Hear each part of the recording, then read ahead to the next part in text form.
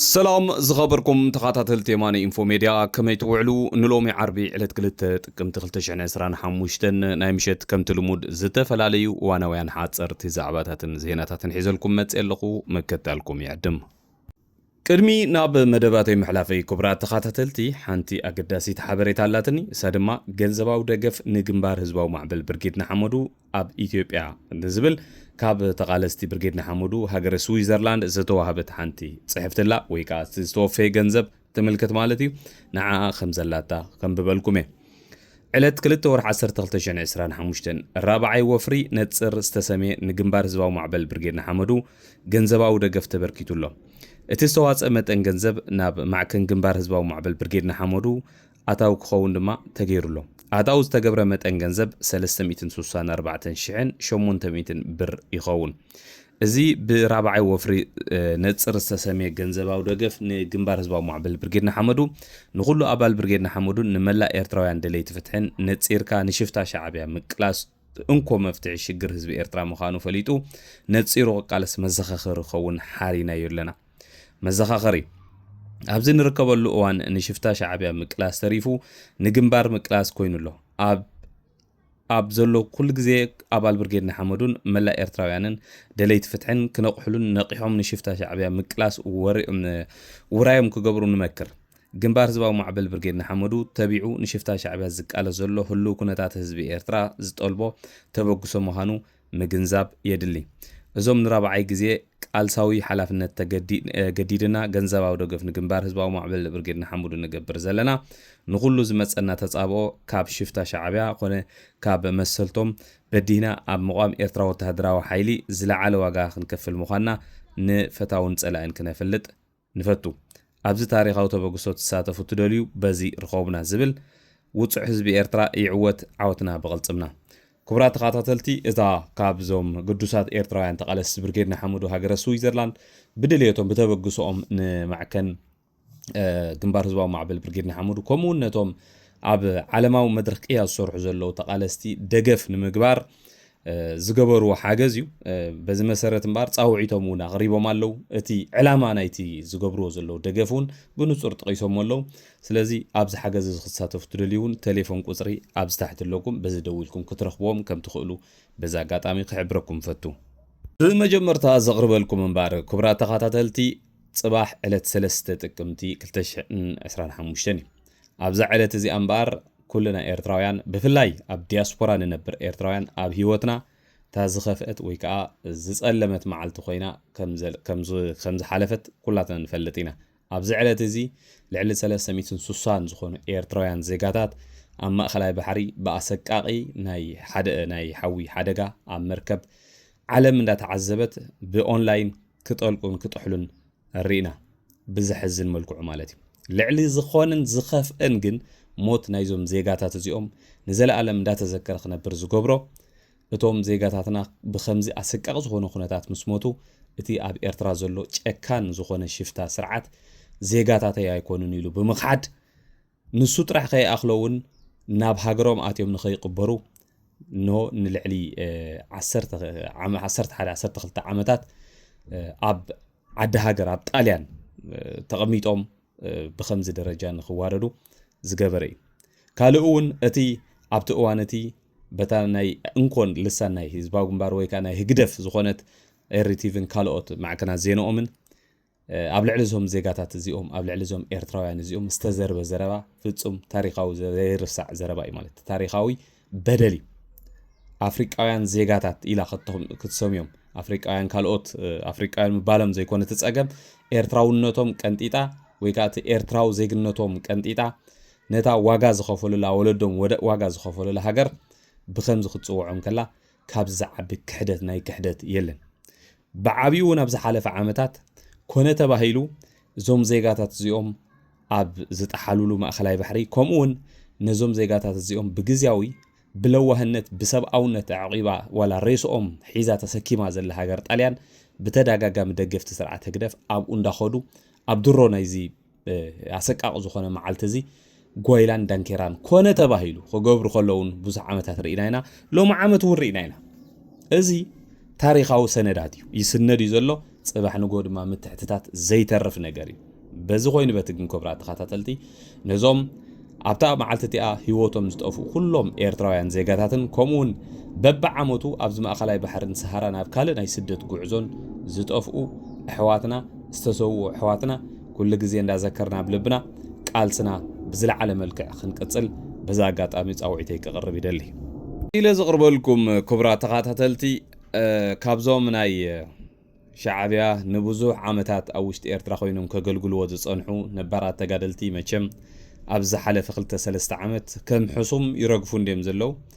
ኣነ ዘይርዳእኒ ነገር ናይ ብሓቂ ብሕማም እንዲም ዝሞቱ ዘለውን የጠራጥረካ እዩ ኩሎም ድማ ኣብ ተመሳሳሊ ዕድመ ብከምዚ ደረጃ ክጠፍኡ ምርኣይ ከዓ ሓደ ዝገርም ነገር እዩ ማለት በዚ ኮይኑ በቲ ግን ለሙን ሓደ ተጋዳላይ ሜጀር ሚካኤል ፍረዝግ ዝበሃል ከም ዝሞተ ኣብ ሓዳስ ኤርትራ ውፅኦም ኣለው ሕጂ ናይዚ መዓልታዊ እዮም ዘውፅኡ ከምኡ ዝሞቱ ብዙሓት ተጋደልቲ ብዙሓት ሰበስልጣን ገለመለ ናይዚ ሓውና ግን ብፍሉይ ዝረኣኽዋ ወይ ከዓ ናብዚ ከቕርበልኩም ዝደረኸኒ ነገር ኣሎ ብዛዕባ እቲ ኣሰላልፍኡ ዝሞተሉ ወይ ገለ ዘይኮነ ዝሰብ እዚ ኣብ ምንታይ ይሰርሕ ነይሩ ዝብል እዩ ኣብ ወርሒ ሰነ 1975 ኣብ ህዝባዊ ሓይልታት ሓርነት ኤርትራ ዝተሰለፈ ተጋዳላይ ሚካኤል ኣብ እዋን ሓርነታዊ ቃልሲ ኣብ ተዋጋእ ሰራዊትን ስለያ ውድብን ድሕሪ ናጽነት ድማ ኣብ ፖሊስ ከምኡውን ኣገልግሎት ማእሰርትን ተሃድሶን ብዝተፈላለየ ጽሕፈታት ሓላፍነትን ህዝቡን ሃገሩን ብተወፋይነት ዘገልገለ ሓርበኛ እዩ ኣብየት በዓል ዝሓውና ሒዞም ጠፊኦም ዘለው ምስጢር ኣብየት በዓል ሒዞም ኸይዶም ዘለው ምስጢር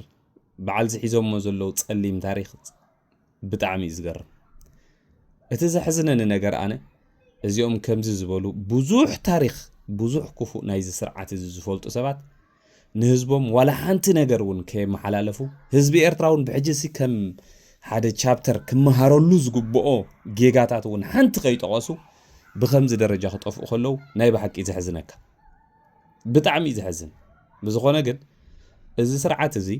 ንብሙሉኦም ክሳብ ዛ ሰዓት እዚኣ ኣብቲ እሱ ዝገብሮ ዘሎ ጨካን ዝኾነ ኣገዛዝኣን ደማዊ ዝኾነ ኣገዛዝኣን ዝተሳተፉ ኩሎም ኢዶም ዘእተው ሰባት ብከምዚኣ ከም ዘጥፍኦም ጥራሕ ኢና ክንፈልጥ ንኽእል ማለት እዩ ስለዚ ሕጂ እውን ተቓላጢፍካ ህዝብኻን ሃገርካን ምድሓኒ እታ ሓንቲ ፍታሕ ቀፂለ ዘቕርበልኩም ክቡራት ተኸታተልቲ ሎም መዓንቲ ዝወፀ ድማ ብኢትዮጵያ ዝወፀ ሓድሽ መግለፂ ንሰበ ስልጣን ኤርትራ ብፍጹም ኣብ ዕብደት ዘእተወ ሕጂ እውን ከቢድ ዝኾነ ቅልውላው ፖለቲካዊ ከዓ ዲፕሎማስያዊ ቅልውላው ከስዕብ ዝኽእል ተባሂሉ ዝግመት እውን መግለፂ ወፂኡ ኣሎ ኣብዚ መግለፂ እዚ እንታይ ዝብል ኢትዮጵያ ሎም መዓንቲ ዘውፀቶ መግለፂ እንታይ እዩ ዝብል ካብ ቋንቋ ኣምሓርኛ ተተርጊሙ ብትግርኛ ኣብዚ ቅሪበልኩም ኣለኹ ከም ብበልኩም ብትግርኛ ኣብኡ ከለና ብዛዕባ እዚ ጉዳይ እዚ ሓሳባትና ክንህብ ኢለ እውን ኣምፅዮ ዘለኹ ሎም መዓንቲ ዝቐረበ ሓሳብ ነዚ ይመስል ኢትዮጵያ ኣብ 1993 ንኤርትራ ከም ላዕላዊት ሃገር ዝሃበቶ ኣፍልጦ ዳግማይ ክትሓስበሉን ክትስርዞን ሓያል ምኽንያት ዝገብር ሰፊሕ ትንታነ እሕቲም ኣላ እቲ ጽሑፍ ኤርትራ ሓላፍነታዊት ጎረቤት ክትከውን ስለዘይከኣለት ኣብ ክንዱ ብተደጋጋሚ ዘረጋግእ ሓይሊ ስለዘይኮነት ኣፍልጦ ንዘይተወሰነ ግዜ ክትሕሉ ክትግደድ ከም ዘይብላ ይምጉት ንጸጥታ ኢትዮጵያ የዳኽም እቲ ትንታነ ኢትዮጵያ ነዚ ስጉምቲ ክትወስድ ዘኽኣላ ሕጋዊ ስትራቴጂካውን ተግባራውን ምኽንያታት ብዝርዝር ይገልጽ ብመሰረት እቲ ጽሑፍ ኣብ 1993 ዝተዋህበ ኣፍልጦ ነቲ ኣብ እዋን ኩናት ዝነበረ ምሕዝነት ኣብ መንጎ እቶም ሽዑ ዝነበሩ መራሕቲ ህግደፍን ሻዕብያን ዘንጸባርቕ ፖለቲካዊ ውሳነ እዩ ይኹን እምበር እቲ ውሳነ ዝተመርኮሰሉ ዝሓሸ ናይ ጎረቤት ዝምድና ዝብል ተስፋ ድሕሪ 30 ዓመታት ፍጹም ጌጋ ምዃኑ ተረጋጊጹ ይብል እቲ ትንታነ ኤርትራ ንረብሓታት ልምዓት ኢትዮጵያ ዓንቂፋቶ ጥራሕ ዘይኮነት ጽልዋ ኢትዮጵያ ክትድርትን ወደብ ባሕራ ከተውሕስን እውን ጻዕሪ ከም ዝገበረት ይምጉት ግብፂ ንህርፋና ንምፍሻል ምስኣት ውግን ምህላዋ ትኸስስ ትንታነ ሆርን ሪቪው ብመሰረት ኣህጉራዊ ሕጊ ካብ ሓንቲ ሃገር ኣፍልጦ ምውሳድ ልሙድ ልምዲ ምዃኑ ይሕበር ንኣፍልጦ መሃብ ላዕላውን ውሳናውን ተግባር እዩ ነባሪ ወይ ዘይምለስ ኣይኮነን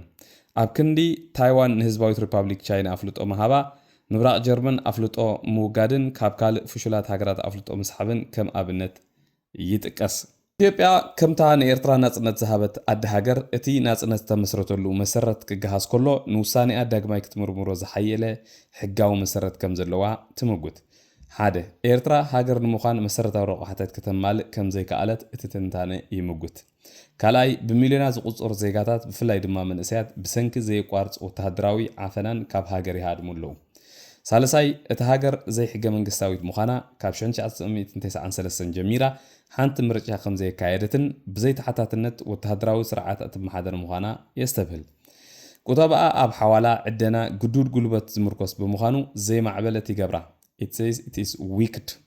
ብተወሳኺ እቲ ሃገር ኣብ ልዕሊ ዜጋታታት ዝፈጸመቶ ግህሰት ሰብኣዊ መሰላትን ኣብ ፍራጅል ስቴት ኢንዴክስ ሓንቲ ካብተን ኣዝየን ተቓላዕቲ ሃገራት ምዃና መሃብን ከም ሃገር ውድቀታ ዘረጋግፅ ምዃኑ ይድምደም። እቲ ጽሑፍ ኤርትራ ኣብ ውሽጣዊ ጉዳያት ኢትዮጵያ ኢዳ ተእቱን ንጉጅላታት ዓመፅ ትድግፍን ዝብል ከቢድ ክስታት የቕርብ። ኣብ ቀረባ እዋን ንግንባር ኣምሓራ፣ ግንባር ሓርነት ኦሮሞ ከምኡውን ድሕሪ ስምምዕ ፕሪቶርያ ዝተበታተኑ ውድባት ህግደፍ ከም ዝድግፉን የስተብል። ምስ ግብፂ ዘለዋ ጥቡቕ ርክብ እውን ንኢትዮጵያ ንምዕጋድ ዝዓለመ ስትራቴጂካዊ ስጉምቲ ምዃኑ ይትንትን። መሰረት ሆርን ሪቪው ኣፍልጦ ምስሓብ ምሳልያዊ ጥራሕ ዘይኮነ ግብራዊ ረብሓታት እውን ኣለዎ ይብል። ቀዳማይ ዲፕሎማስያዊ ፀቕጢ ክፈጥር እዩ ክገብሮ እዩ። ኢትዮጵያ ንወደብ ባሕሪ ብዝምልከት ኣብ ዝግበር ዝርብ ንኤርትራ ፀቕጢ ክትገብር እያ ከምኡውን ክትገብር የፍቅደልካ። ካልኣይ ሕጋውነት ይኽሕድ፣ ንመንግስቲ ኤርትራ ሕጋውነቱ ይኸልኦን ኣህግራዊ ደገፍ ንኸይረክብ ይኽልክሎን። ሳልሳይ ላዕላውነት ምስ ተሓታትነት ዝተኣሳሰረ ምዃኑ ዘርኢ ሓንቲ ሃገር ላዕላዊት ክትብል ከላ ብተግባራታ እውን ተሓታቲት ምዃና መልእኽቲ የመሓላልፍ። እቲ ስነ መጎት ዝዛዘም ኤርትራ ባዕላ ነቲ ኢትዮጵያ ንኤርትራ ኣፍልጦ መሃባ ዝተመስረተትሉ ናይ ተስፋ መንፈስ ኣጥፊኣቶ እያ። ኢትዮጵያ ኣፍልጣ ክትስሕብ ሕጋዊ መሰልን ስትራቴጂካዊ ምክንያት ከም ዘለዋ ብምግላጽ ይዛዘም። እዚ ክቡራት ተኸታተልቲ እዚ ሎማዓንቲ ሆርን ሪቪው ዘቕረቦ ጽሑፍ ነዚ ዝመስል ድሕሪ እዚ ጽሑፍ እዚ እምበኣር ማዕበል ዝኾነ ግብረ መልስታት ካብ ሰበስልጣን ኤርትራ ይወሃብ ኣሎ። ሰዓት እዚ ዳርጋ ኣብ ውሽጢ ሰዓት ዘይኣክል ግዜ ኩሎም ሰበስልጣን ክበሃሉ ይኽእሉ ዋላቶም ኣብ ትዊተር ጽሒፎም ዘይፈልጡን መራሒኦም ካብ የማነ ቻርሊ እዛ ናይ የማነ ቻርሊ ጽሒፍዋ ዘሎ ንፒፒ ገለ ፕሮምፖት ፓርቲ ገለ መለይሉ ሽም ቀይሩሎም ኣሎ። ንዕኡ ነታ ጽሕፍትሳ ኮፒ ፔስት እናገበሩ ብሙሉኦም ካድረታት ናይ ህግደፍ ኣብ ትዊተር ተዘሪኦም ሎም ምሸት ከቢድ ኩናት እዩ ዘሎ።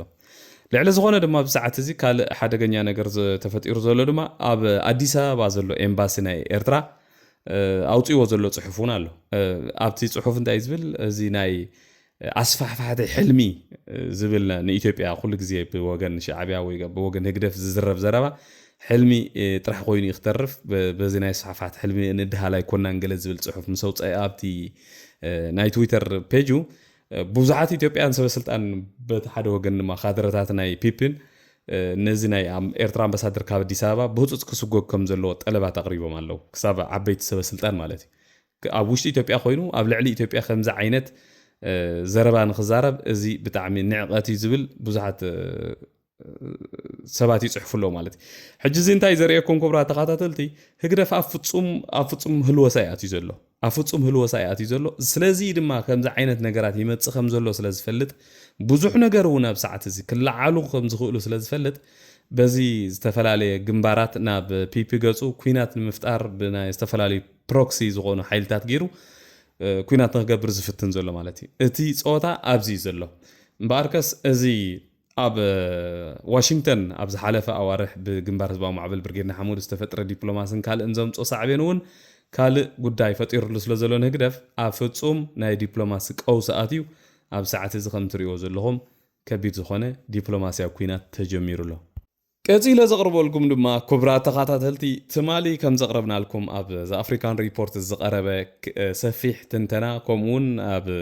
በዓል ቲቦር ናጊ ካልኦት ዝተፈላለዩ ኤክስ ኣምባሳደራት ፍሉጣት ፖለቲከኛታት ዝፀሓፍዎ ፅሑፋት እንተኸቲሉ ስርዓት ህግደፍ ከቢድ ቅልውላው ኣትይዎ ኣሎ። ሎማዓንቲ ትዝገርም ነገር ማለት እዩ ያይ ግብረ መልሲ ተባሂሉለዩ እቲ ዝበልናኩም እቲ ጥምጥም ተጀሚሩ እዩ። ኣብ ሰዓት እዚ ንህግደፍ ከይፈተወ በፍንጫ ተንበርኪኹ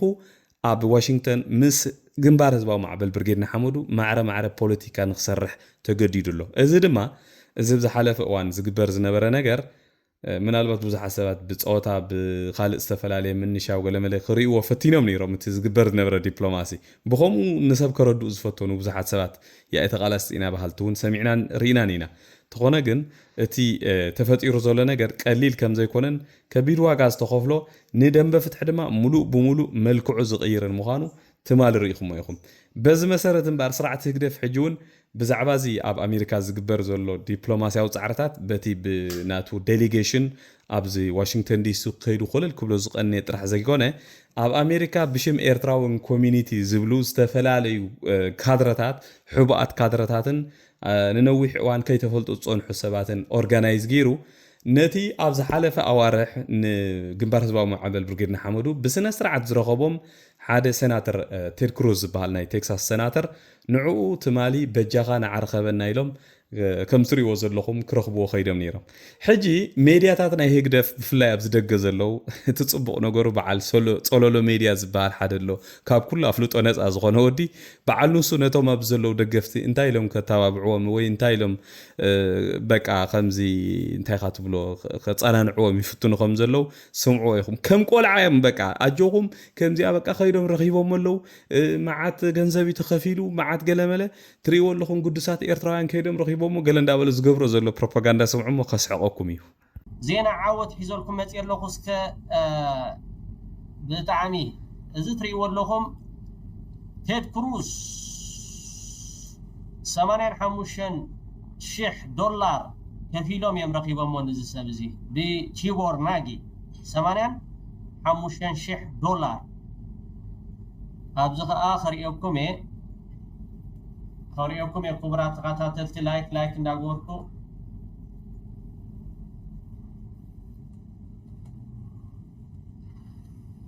ትሪእዎ ኣለኹም ዜና ዓወት ኤርትራውያን ከዓ ድቕድቕ ኢሎም ረኺቦሞ ብኣካል ኢሜይል ገለ ስደዱ ደውሉሉ ገለ ንብል ነርና ኣብዚ ሓለፈ ትዝክርዎ እንድሕር ዳ ኮይንኩም ማለት እዩ ኢሜይል ደውሉሉ ረኸብዎ ንሃለዉ ከዓ ሎሚ ብኣካል እቶም ሓቀኛ ኤርትራውያን ከይዶም ረኺቦሞ ኮፍ ኢሎም ኣዘራሪቦሞ ብጣዕሚ ተረዲእዎ ማለት እዩ ተረዲእዎ ትሪእዎ ኣለኹም ዶ ከምኡ ኢና ንገብር ኤርትራውነት ብተግባር ኤርትራውነት ብስራሕ ምድቃስ ዝበሃል የለን ዕምባባ ሃቡለይ ደቂ የረይ ዕምባባ ሃቡለይ ብጣዕሚ ፅቡቕ ስራሕ ታሊንክላትኩም ምስ በየነ ገረዝ ገይር ተራኺቦም ነይሮም ምስ ኣብ ዝሓለፈ እዋን ደውሉ ቴሌፎን ከምኡ ከዓ ኢሜይል ግበሩ ንብል ነርና ብድሕሪኡ ግን እዚኦም ብኣካል ከይዶም ሕጂ ረኺቦሞ ከምዚ ትሪእዎ ዘለኹም ከዓ ስእሊ ሰዲዶም ብጣዕሚ ደስ ደብል እዩ ብጣዕሚ ሎልካ ይባሕሪ ቴንኪዩ ሳባ ቀፂለ ዘቕርበልኩም ክቡራት ተኸታተልቲ ሎማዓንቲ ኣብ ማሕበራዊ ሜድያ መቸም ዳርጋ እንታይ ያለ ሓድሽ ነገር እንተኢልኩም ብዙሕ ነገር እንዲ ዘሎ ግን ሓደ ካብቲ ኣዝዩ ዘሕዘነኒ ውድቀት ማሕበረሰብና እውን ብጋህዶ ዝተረኣየሉ ሓደ ቪድዮ ሎማዓንቲ ዝወፀ ናይ ኣዴና ኤልሳ ጭሮምን ናይ ሓደ ጆርጆ ተባሂሉ ዝፍለጥ ኣብ ዝሓለፈ ዓመታት ተጠባቆ ሰብኣዊ መሰላት እንዳበለ ብዙሕ ስራሕ ዝሰርሕ ዝነበረ ሰብን ቪድዮ ወፂሎ እዚ ዝወፀ ቪድዮ መቸም ብዙሕ ሰብ ይስሕቀሉ ይዘናግዐሉ ኣሎ ኦፍ ኮርስ ዋላ ንሕና እውን ኣብ ትርኢቱ ክንህብ ከለና መስሓቅ ገለመለ ትጥቀመሉ ትኽእል ኢኻ ግን እዚ ቬሪ ሳድ ብጣዕሚ ዘሕዝን ቪድዮ እዩ ሕሰብዎ ኢማጂን ሓንቲ ንብዙሕ ዓመታት ኣብ ሓደ ዓለም ለኻዊ መድረኽ ኣብ ሓደ ናይ ሰብኣዊ መሰላት ኣብ ዝተፈላለየ እዋን ከይዳ ትምጉት ዝነበረት ንህዝቢ ኤርትራ ወኪላ ዋላ እውን ንሁማኒቲ ወኪላት ትምጉት ዝነበረት ሰብ ብኸምዚ ደረጃ ብኣዝዩ ብዝሕፍር ደረጃ ማለት እዩ ወዲቓ ከምዚ ዓይነት ነገራት ክትገብር እሞ ከዓ ባዕላ ብዘውፅኦቶ ዘረባ ክትሰምዕ ከለኻ ውድቀት ህዝቢ ኤርትራ ጥራሕ ዘይኮነ ካልእ ጉድ እውን እዩ ዘስማዓካ ማለት እዩ ኣዴና ኤልሳ ጭሮም ከም ዝፍለጥ ኣነ ብዙሕ ግዜ ተዛሪበላ እንዴ ኣብ ዝሓለፈ እዋን ብዙሕ ፅቡቕ ስራሕ ዝሰርሐት ብዙሓት ሰባት ዘድሓነት እያ ሓነ ሓደ ካብቶም ኣብ ሊብያ ተኣሲርና ከለና ብዝተፈላለየ መገዲ ድሃይና እንዳገበረት እንተወሓደ ካብ ምጥራዝ ዘድሒና ኣብዚ ከምንኣቱ ዝገበረትና ኣደያ ናይ ብሓቂ ማለት እዩ ኣብ ዝሓለፈ ዓመታት ግን ምናልባት ብዙሕ ሰብ ካብ ነዊሕ ጌራ ኢኹም ዓይነት ካብ ትኸውን ይብሉ ኣነ ግን ዘስተውዓልኩሉ ኣብ ዝሓለፈ 3 ዓመት ኣዝዩ ኣፀያፈ ዝኾነ ንምንታይ ዕላማ ካብቲ ክቡር ዝኾነ ስራሕን ክቡር ዝኾነ ሽማን ና ከምዚ ደረጃ ወዲቓ ትሕቲ መሬት ሰፊራ ግን ኣነ ክርዳእና ኣይከኣለን እንታይ ከምኡ ክግበራ ዝኽእል ዘሎ ፈፂሙ ዘይርዳእካ ማለት እዩ ብጣዕሚ ብዝሕዝን መልክዑ ሕጂ ኣብዚ ቪድዮ ኦልሬዲ ክሰምዑ ኢኹም ኣብ መወዳእታ نزي جورجو زبحال سب إذا سب الزخاء فولتو مالتي بزحات سبات أبز حالة فوانون بزح كاتو عنا فتينا ويم تتابع قسم أمثلاتي وبزح صبغ يزقبر بزح نجاري قليلكم أنا نزود زخ نجركم بس حجي عندنا إلساجرهم تخصص اللي خص زي كونكو تخصص أنيه أبز حالة أب كوينات أب تجري أبز نبرو الأوان نتوم أب تجري تعقيهم زنبرو إيرتراويان كاب تجري تلاعيلهم عدم حرق يدهم زي حجز رخبو بتمل كتلي بتأيد نقطلو استفلالي شجر نخرخبهم قدام يتواسع إذن برز السبزي بزي كونه حبريت عند هذا زي كونه إنفورميشن دا جبره نزوم سدتني تزيم بزي لبومنا بعدم حرق يدهم كن عين الشجر نخرخب خابز جبر سبات إزودي كاب تكبراته كاب صحفاته كله سنود سلزوغانه بوي الزارب زلخ خص قالوا ميليكم كون بزغانه جن إذا سبزون حدا خابتهم أب سو أو مسألة ساتف يزول نورمو جمو داتا كلتا سرقتسي حمد سنقوم دي زبهال وي سرق سرقوس እግዚአብሔር ፍርድ ጨንቆ ዝብሃል ምስላሉ ወለድና ማለት ሕጂ እዚኦም ክልተ ሰባት እዚኦም ኣብዚ ቪድዮ ዝዛረቡ ዘለው ዘረባ ስምዑ ይኹም እቲ ካብ ኩሉ ዝገርም ድማ ክብራት ሕዋት እዞም ክልተ ሰባት እዚኦም ተጣባቕ ሰብኣዊ መሰላቲና ተባሂሎም ሕራይ ፖለቲከኛታት ኣይኮኑ ንበሎም ዋላ ካብዚ ሕብረተሰብ ኣብ ዲያስፖራ ዘሎ ዝሓሸ ስራሕ ዝሓሸ ቦታ ኣለዎም ንብሎም ሰባት እዮም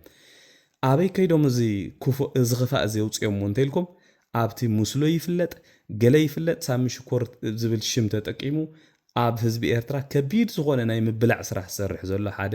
ወዲ ሕድርትና ኣብኡ ከይዶም እዮም ተዛሪቦም ብዝሕፍር መልክዑ ማለት እዩ ኣነ ዝጥርጥር ግን እዚ ሳሚ ሽኮር ዝበሃል ንሓዲኦም መሳርሕቶም ክኸውን ኣለዎ እምበር ከመይ ገይሮም ከምዚ ስራሕ ዝሰርሑ ሰባት ኣብ ሓደ ቲክቶክ ዝውዕል ሞድማ ዝኾነ ሰብ ዘይፈልጦ ሓላፍነት ክስከም ዘይክእል ሰብ ከይዶም ከምዚ ዓይነት ዘረባ ተዛሪቦም ንኣዳም ገረሙ እዩ ብዝኾነ ግን ኣደና ኤልሳጭሮም ናይ ደቂ ሰባት ንብረት ኣብ ገዛ ከም ሙዚየም ተጠቂመን ኣቐሚጠ የለኹ ክብላ ከለዋ ብጣዕሚ ዝሕፍር ስራሕ እዩ ባይዘወይ ኣነ ግን ንርእቶይ ነዚኣ ትምልከት ካብ ዝንላዕሊ እተሓለፈ እውን ትርጉም ዘለዎ ኣይመስለንን እቲ መወዳእታ ኮንክሉዥን ናይቲ ትኸዶ ዝነበረት ጉዕዞ ግን ኣነ በዚ ዘብቅዕ ኮይኑ ይስማዓኒ ማለት እዩ ኣሰለጠካ تحزن إخي أنت مثلك أنت خوين زحزن أب واشنطن دي سي نزلا بعلت حدار أدقل عود دويلكا أب برايفيت كذا دحشكي أب هوتيل تتسقمت سبيتي بالسبايا شو تفلاليا حجز ندادليت أب برايفيت كذا دحشكي أب هوتيل ماساج كتدلي إخي كابلكا كون لعل أنت أخذ قبر حسيبكا حرايت تبلكا خ زراجك كمبر حدا نقدر نقدر حرايت تبلكا نيران تاي مخونا مسيلك حدا نقدر نقدر حفري تحافري زقباش نقدر كده أي حنقني أنا نقدر نو سمع أي متت أي تفقت علانديا علاقة حسب بطعم فرح كتحافري أي تزارب أي تورا زي فلاتي تمسيلك كتحافرز قبعتي دبرو زلخا جيجا يتطابلي لكاي كتحافرز قبعتك انا اخنا انا ما يحنخني اسخا زي حنكا وا طمكن رياني الكا مشانيت كا تسدد سبا ايدا امك اي سددن رسحكم علنا كل فرقا وي علنا تسديخ ولا قالاتكي انت نمد وا مشانيت دي كون انت بحال تايدي زبحال اقحخا نبرتكا يلكا كن اقاليص ما خنغركا اسخي مسعد ما خزي كيد بحريات ادما يبلا يغ تفطرو يزلكا يو مسارح طب اندزا عينت سد مخان كيف فلقنا نو تسدد اسخا تسدد كامبر انا مع السديد اسخا كوي حسديدكا ارياني مع كوركندو تركندو تبلكو اسخاكا انا دما از تكبار زحيستا مس فولنربل زخونس كلاينت كتسرح يتخني بقعت يبلكا بالك نراكي يسرحوا لها سنها اسمعني سرحوا لك سرحوا سمعنا برنا عاد زي سوبرفيجن زي بلو مانجر زي كتاتلك بولكت سرحوا اندحر لها تقصلوا تلخا سمندو يفلتيو اب موداتا زقربوا لكم دما خبرات تخاتلتي لو ما انت اثيوبيا اب كلل صومال ويكا اوغادين تبايل زفلت كبابي ناي تفطراوي ناي فساس غاز مفراي كم جمرتن اب عامت 111 مليون برميل نتفطراو غاز ناب عالم كتلخ مخانون افليت على بوغع مالتي زي كم حدا عابي ابت خبابينا نمجمرتا غزي دره تاريخاو زخونه غعزو خون خلي ابز حلف عامتات بستفلالي مقدي ولا برايم مينستر ابي احمد افت مجمرتا نفس سلطان بزمصلو انون اتي ندادن غازن ابتي بوتا كم زلمو كوص مخانون تفلالي غزي حبريتا هبنيرو لما عنت كن كون كوينلو كم سري وزلخون لما عنت تي تكال تمريقو مفرج يمير له يلو ازي ناي بحق اندحر كوينو زينا زي بتخكل زي زبحال زلو ناي تفطراو غاز اندحر دا خوصو جميرم I think اب قطبا ايثيوبيا طرح زيكونه اب قطبا نايتي خبابي فلي زخونه لوطي ወይ ጋር ሩይ ዝኮነ ለውጢ ናይ ምምጻእ ተኽእሎ ከም ዘሎ ብዙሓት ይግምግሙ ማለት እዩ ምናልባት ኣብ ሃገራት ጋልፍ ተባሂለን ዝፍለጣ ቅድሚ 1970 ገለ ከባቢ ዝነበረን ቁጠባዊ ምዕባለን ወይ ዝነበረኦ ግዜን ብድሕሪኡ እቲ ተፈጥራኦ ጋዝ ነዳድን ምስ ረኸባ ኣብዚ ሕጂ በፂሕና ዘለዎ ደረጃን ዘርኢ ምስሉን ነዚ ዘርእየና ማለት እዩ بعبي جن أزي كون كم زخل نفلت بمنتين تيلنا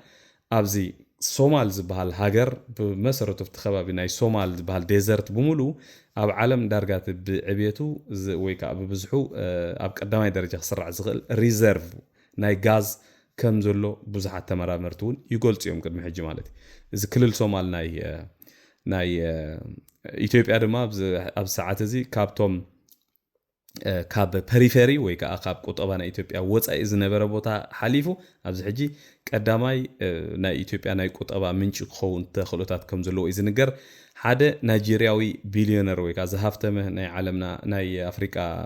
ሃፍታም ኣብ ተኸባውን ናይ ፈርቲላይዘር ወይ ከዓ ናይ ዱኽዒ መፍረይ ዝዓበየ ፋብሪካ ከም ዘመረቀውን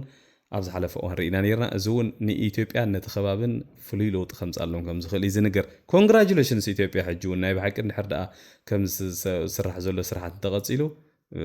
I think ጎደና ለውጢ ክቕፅሉ ወይ ዝኽእሉ ዝብል ተስፋ ኣለኒ በቲ ቁጠባዊ መልክዕ ዝርኢ ዘለኹ እቲ ፖለቲካዊ መልክዕ ካልእ ጉዳይ ማለት እዩ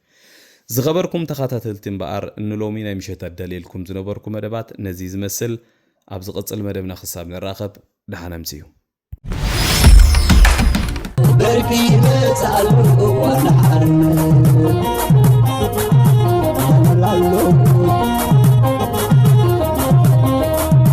ابزق واقتلك نعشمت مزمزة نتوم كل سبب تولا مسكرزة سبنا مسافتي مننا بعد ماما سبنا السندري لا تعصر قاما